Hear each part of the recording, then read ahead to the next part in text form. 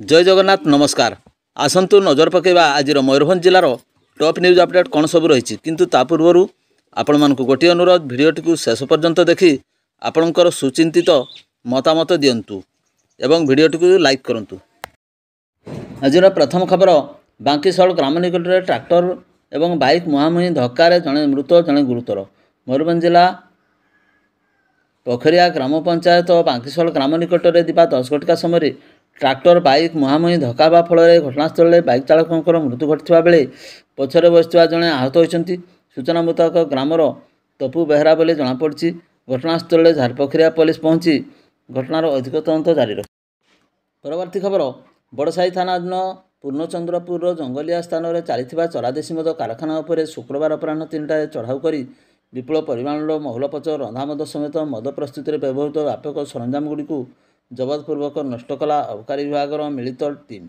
सूचना मुताबक पूर्णचंद्रपुर ग्रामर जंगलिया स्थान में चरा मद कारखाना चली खबर पाई मयूरभंज जिला अबकारी विभाग mobile team inspector Shridhar Mohanty नेतृत्व में बेतनटी खुंटा उदला अबकारी थाना सामिल हो मिलित भाव में शुक्रवार अपराह आतर्कित चढ़ाऊ करते। अबकारी विभाग मिलित चढ़ाऊ जंगल भितर मद माफिया माने चंपट मारिबारे सक्षम होते। घटनास्थल अबकारी विभाग हजार हजार क्विंटाल महुलपच मद प्रस्तुति में व्यवहृत व्यापक सरंजामगुड़ी जबतपूर्वक नष्ट करथिला। सेही भली चरा चालाण निमंते प्रस्तुत कर रखा 10 लिटर रंधा मद को मध्य जबतपूर्वक नष्ट करा जायथिला। घटनास्थल अबकारी विभाग टीम प्लास्टिक ड्रम आलुमिनियम डेक्ची गुड़ी को जबत करी कार्यालय को अणा जायछि। एने अबकारी पक्षरु मामला रुजु करा जाय अधिक तदंत जारी रही। परवर्ती खबर अबकारी विभाग पक्षर तेंटपसी ग्राम में चढ़ाऊ कर विपुल परिमाणर महुलपच जबत। विशेष सूत्रु खबर पाई रायरंगपुर अबकारी विभाग अधिकारी माने रायरंगपुर स्थित तेंटपसी ग्राम में 9 घटिका समय चढ़ाऊ कर घटनास्थल 220 लिटर देशी मद और 5600 महुलपच जबत कर से स्थान में नष्ट करथिले। नष्ट करा जायथा मद और महुलपचर आनुमानिक मूल्य प्राय 3 लाख टंका हेबो बोली अनुमान करा जाउछि। परवर्ती खबर बैसिंगा थाना अधीन गड़देउलिया ठारे थिबा सरकारी लाइसेंस प्राप्त विदेशी मद काउंटर रु ताला भांगी एवं लुहा सटर एवं ग्रिल ताड़ी लाखाधिक टंकार मद चोरी करने घटना काउंटर मालिकों एतला क्रमे शनिवार पूर्वाह्न 11:30 मामला रुजु कर तदंत आरंभ कला बैसिंगा पुलिस।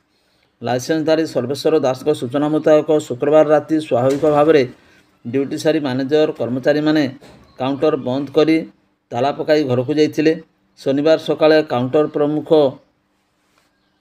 लुहा ग्रिल एवं लुहा सटर रे लगी 9टी ताला कटा जाइथिबा बेले ग्रिल एवं लुहा सटर ताड़ी दिया जाइथिबार स्थानीय लोके जनक प्रथमे देखि काउंटर मालिकों को खबर देथिले।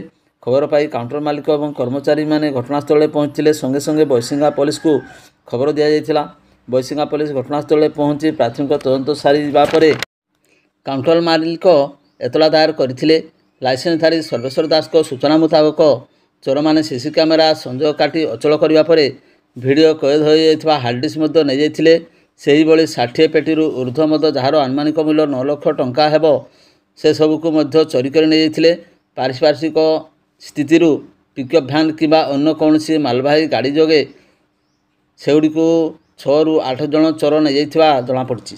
परवर्ती खबर बारिपदा सदर समेत उपखंड अंचल में आलू किलो पिछा 20 टंका दर बिक्री होछि। किंतु गत सप्ताह हेलानी पड़ोशी राज्य पश्चिमबंग आलू पाइकारी व्यवसायी माने ओडिशा सीमांत ग्रामगुड़िक विभिन्न बजार में ट्रक जोगे आलू आनी 8 ରୁ 10 टंका किलो दर में बिक्री करथवा देखा मिलुछि। जाफल पश्चिमबंग पटु ट्रक आसी पहुँचवा मात्रे अल्प समय मध्य आलू बिक्री हो जाउछि। ट्रक पहुँचुथिबा स्थानीय अंचल राजगोविंदपुर बासिंदा माने किलो दर में आलू न नहीं 50 किलो ओजनर आलू बस्ता को 400 ରୁ 450 टंका मध्य किणी नेवा सह साइकेल ट्रली एवं टेम्पोरे बही नहीं जाउछंती। एणु ए दिगरे जिला प्रशासन पक्षर पड़ोशी राज्य पश्चिमबंगरू आलू आमदानी कर सीमांत मयूरभंज जिला बारिपदा उपखंडर विभिन्न हाट ग्रामांचल आलू दर को नियंत्रण करा जाई पारिबा सह वर्धित आलू दर को ह्रास करने दिगरे पदक्षेप नेबाकू खाउटी मानक पक्षर दृढ़ दाबी करा जाउछि। परवर्ती खबर ବଡ଼ସାହି ବ୍ଲକ ଅନ୍ତର୍ଗତ ଭୀମଦା ପଞ୍ଚାୟତ ଅଧୀନ ଫାଦାରସାହି ନିକଟରେ ଗାଡ଼ି ଧକ୍କାରେ ଜଣେ ଯୁବକ ଗୁରୁତର ଆହତ ହୋଇଛନ୍ତି। ଯୁବକ ଜଣକ ହେଲେ ଗୋପବନ୍ଧୁ ନଗର ବ୍ଲକ ଅନ୍ତର୍ଗତ ଆରପଟା ଗ୍ରାମର ରାହୁଲ ସିଂ। ତାଙ୍କୁ ଗୁରୁତର ଅବସ୍ଥାରେ ଉଦ୍ଧାର କରି ସ୍ଥାନୀୟ ଯୁବକ କାର୍ତ୍ତିକ ମାଟିଆ, ହରିହର ପାତ୍ର, ସୁଶାନ୍ତ ମହାରଣା ପ୍ରମୁଖ ପ୍ରାଥମିକ ଚିକିତ୍ସା କରି 108 ଗାଡ଼ି ଯୋଗେ ବାଲେଶ୍ୱର ଡାକ୍ତରଖାନାକୁ ପଠାଇଥିବାର ବ୍ୟବସ୍ଥା କରିଥିଲେ। ପରବର୍ତ୍ତୀ ଖବର, ମୋରଡ଼ା ବ୍ଲକର ବହୁ ପୁରାତନ କହି ଗ୍ରାମରେ ବାର୍ଷିକ ଛଉନୃତ୍ୟ ଉତ୍ସବ ଯୋଗୁଁ ନିର୍ଦ୍ଧାରିତ ସମୟରେ ହୋଇପାରିବାରୁ ବିଳମ୍ବରେ ବୁଧବାର ଅନୁଷ୍ଠିତ ହୋଇଯାଇଛି।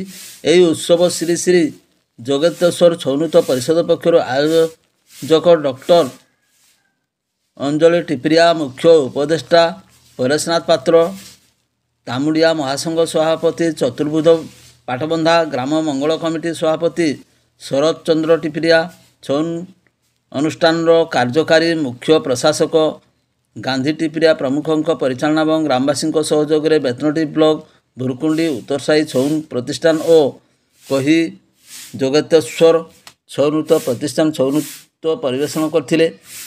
ମଲ୍ଲିକାର୍ଜୁନ ଚାଷୀମୂଲିଆ, ଦୁଷ୍ମନ୍ତ ଶକୁନ୍ତଳା, ଅଷ୍ଟବକ୍ର ମିଳନ, କାଳୀପୂଜା, ବାଲ୍ୟଲୀଳା, ମୋହନବଂଶୀ, ତୋପଇ ଇତ୍ୟାଦି ଛଉନୃତ୍ୟ ଦର୍ଶକଙ୍କର ମନ ମୋହିଥିଲା।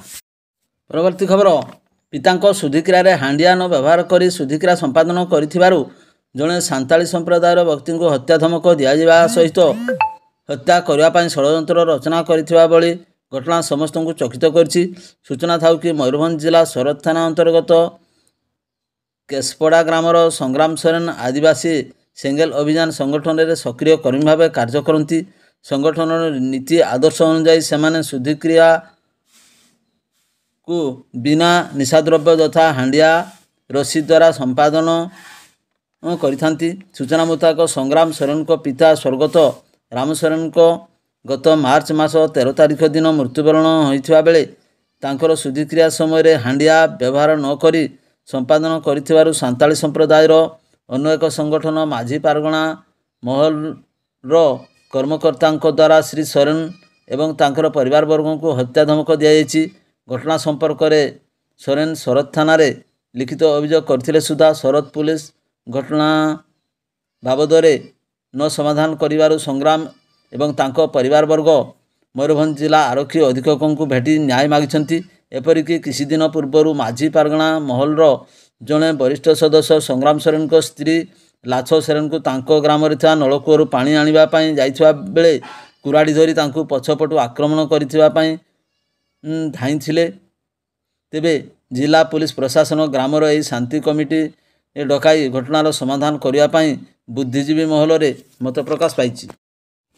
ପରବର୍ତ୍ତୀ ଖବର, 49 ନମ୍ବର ଜାତୀୟ ରାଜପଥ ବିଶୋଇ ବ୍ଲକ ଅନ୍ତର୍ଗତ ଅସନା ଛକ ନିକଟରେ ଗୁରୁବାର ସନ୍ଧ୍ୟା ପ୍ରାୟ 7 ଘଣ୍ଟା ସମୟରେ ବାଇକ୍ ଏବଂ କଣ୍ଟେନର ଦୁର୍ଘଟଣାରେ ଝିଅର ମୃତ୍ୟୁ ହୋଇଥିବା ବେଳେ ବାପ ଗୁରୁତର ହେବା ଭଳି ଘଟଣା ଅଞ୍ଚଳରେ ଶୋକ ପ୍ରକାଶ ପାଇଛି।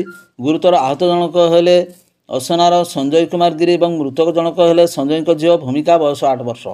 ଘଟଣାରୁ ପ୍ରକାଶ ଯେ ଗୁରୁବାର ସନ୍ଧ୍ୟା 7ଟା ସମୟରେ ସଞ୍ଜୟ ନିଜ ବାଇକ୍ ଯୋଗେ ଝିଅ ଭୂମିକାକୁ ଟ୍ୟୁସନକୁ ଛାଡ଼ିବାକୁ ଯାଇଥିଲେ।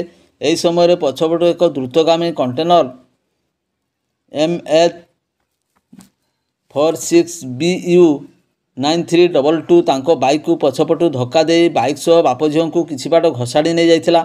ଦୁର୍ଘଟଣା ଖବର ପାଇ ସ୍ଥାନୀୟ ଲୋକେ ଗୁରୁତର ସଞ୍ଜୟ ଭୂମିକାଙ୍କୁ ମଣଦା ଗୋଷ୍ଠୀ ସ୍ୱାସ୍ଥ୍ୟ କେନ୍ଦ୍ରକୁ ନେଇଥିଲେ।